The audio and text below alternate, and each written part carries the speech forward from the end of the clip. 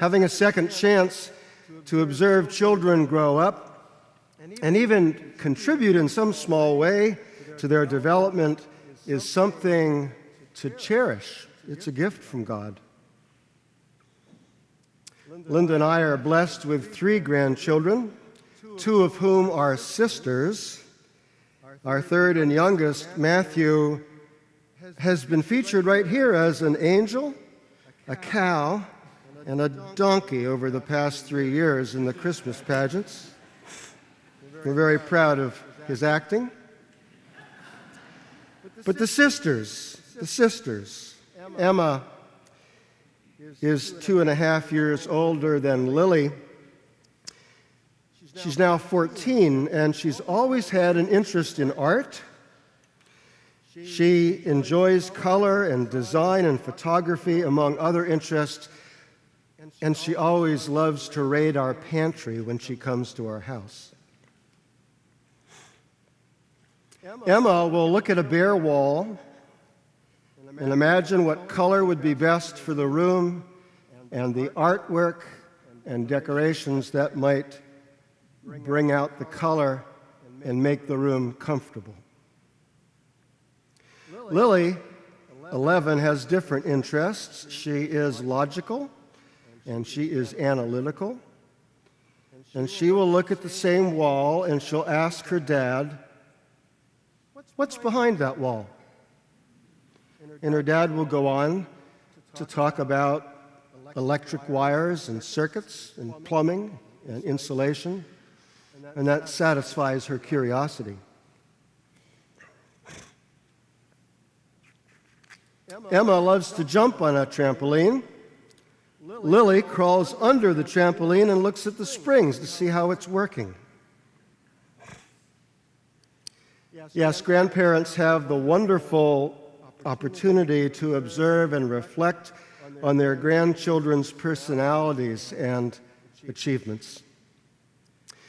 Today, we renew our acquaintance with sisters who are part of our Christian family, Mary and Martha. They and their brother Lazarus were dear, dear friends of Jesus. But before getting into Jesus' visit with the sisters, let's recall what happened immediately before Jesus traveled to their home. For Luke, the gospel author, does a wonderful job of telling us stories about both men and women. His is, some would say, the gospel for women. He often uses men and women in pairs of stories to make important points. Previous to today's text, Jesus told a story about a good Samaritan to a lawyer who had some difficulty understanding how to love God and neighbor. And after helping the lawyer recognize the Samaritan's merciful behavior, Jesus said to him, "Go and do likewise." He calls the man to action. As Jesus finds his way to Mary and Martha's home, Martha is the one who is busy. She is all about action. And while Mary sat with Jesus and soaked in his every word, Martha was up to her elbows in pots and pans.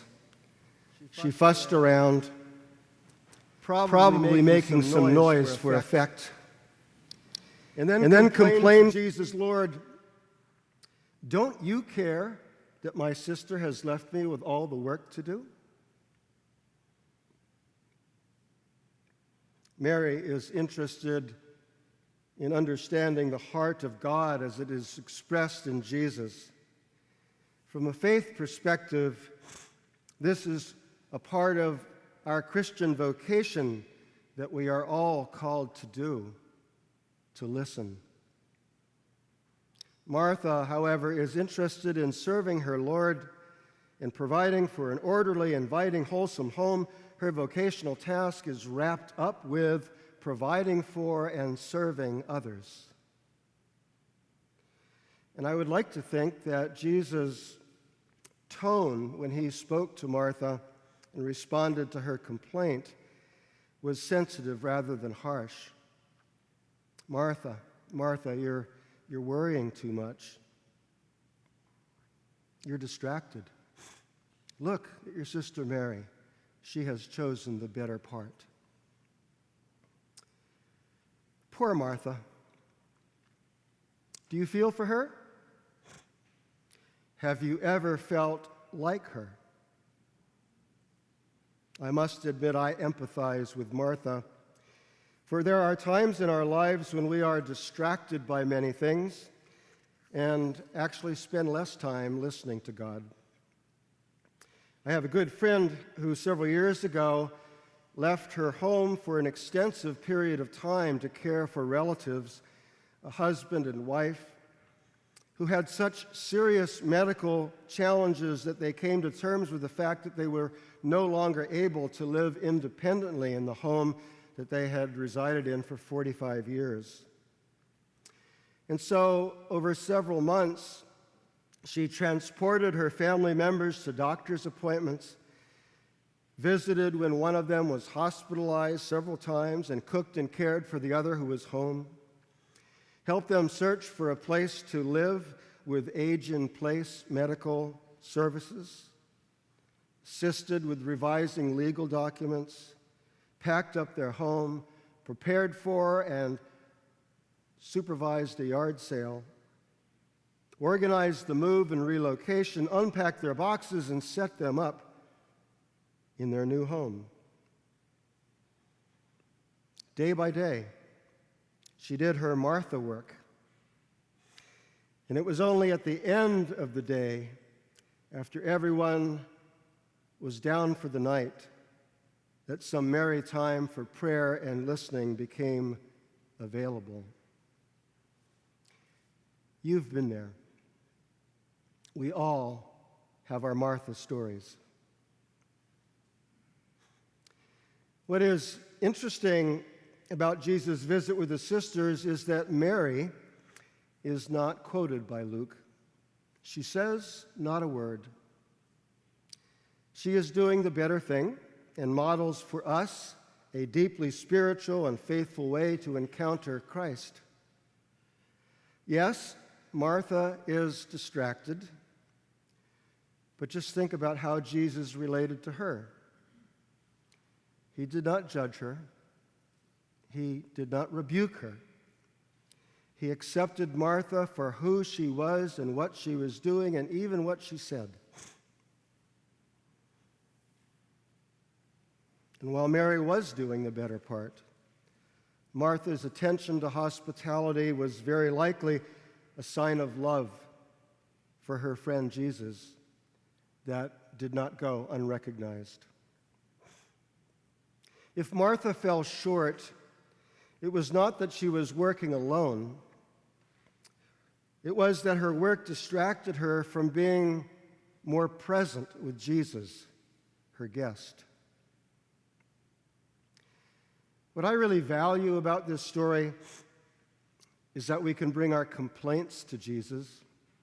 We can throw up our hands and rant and say, Lord, I've taken on too much, or I'm over my head, help me. It is vital to know that while Jesus points us to a better way, he is with us in the midst of the messiness of our lives. Times when we feel like that Ed Sullivan Show performer keeping plates spinning on long sticks. Okay, I've just shown my age. Anyone who does not understand that metaphor, just talk to me later. Or better yet, Google spinning plates and Ed Sullivan. But speaking of spinning plates, have you heard about what is going on in the Cathedral district? We have this hard-working nonprofit organization, Cathedral District Jacks Incorporated. Ginny Myrick and her board oversee the development of our 36 square blocks in the urban core of the city. Ginny's working with developers and city officials, bankers, financiers, realtors, among others who are interested in the future of this neighborhood. A property adjacent to the cathedral is slated to be developed for apartments over the next 18 months. Another developer seeks to create small living spaces out of shipping containers. Yet another wants to create a ground floor art studios and galleries with lofts above. And over the next 6 months or so, 60 deciduous trees will be planted throughout the neighborhood. There is a lot going on. CDJ is in its Martha mode, let us say. But earlier this year, the board wanted to do some Mary listening. While 2 consulting firms offered helpful advice, the second of which provided a master plan with 3 different scenarios for development, the board wanted to hear from people who live and worship and work and visit this area of Jacksonville. And so over several months, we gathered small groups of people together to dialogue about the future of the Cathedral District. One evening, members from all 5 historic churches were present in the same room at the First Presbyterian Church, and they had a great time getting to know one another and talking about what they hold in common. One of the outcomes from all those discussions, an idea shared by many, called for more opportunities in the now, in the present, to bring people together to get to know one another, to actually sit at the feet of God's people, and even plan for social events. Neighborhoods require friend-raising as much as they do fundraising and construction. Someone even suggested an annual Billy Goat Hill Festival. But another common concern defined a tension between wanting to feel safe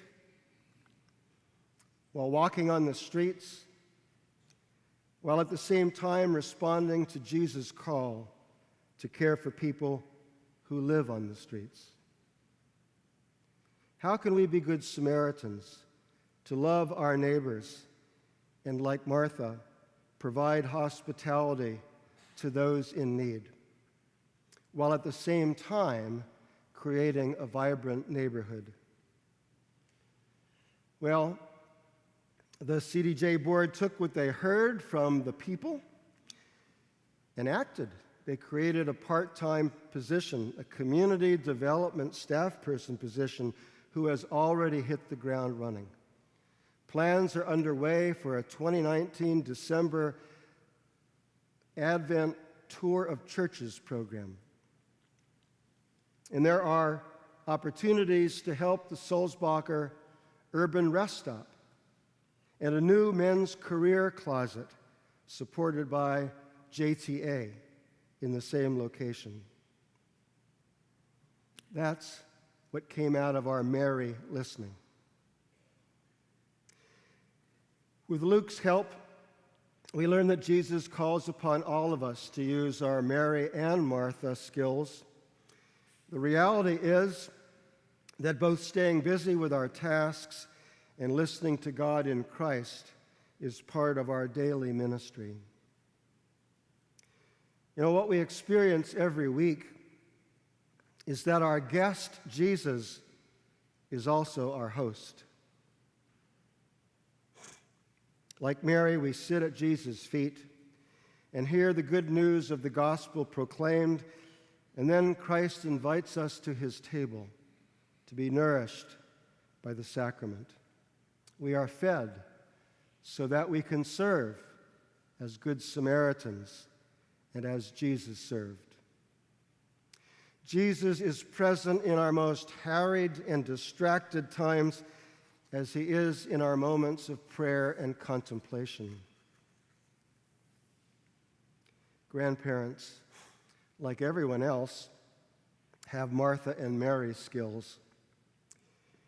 There are those times when we fuss over welcoming family for holiday celebrations and meals, and then there are times when we are privileged to listen to our grandchildren's stories of their joys and sorrows. In fact, we see the face of Christ in our grandchildren.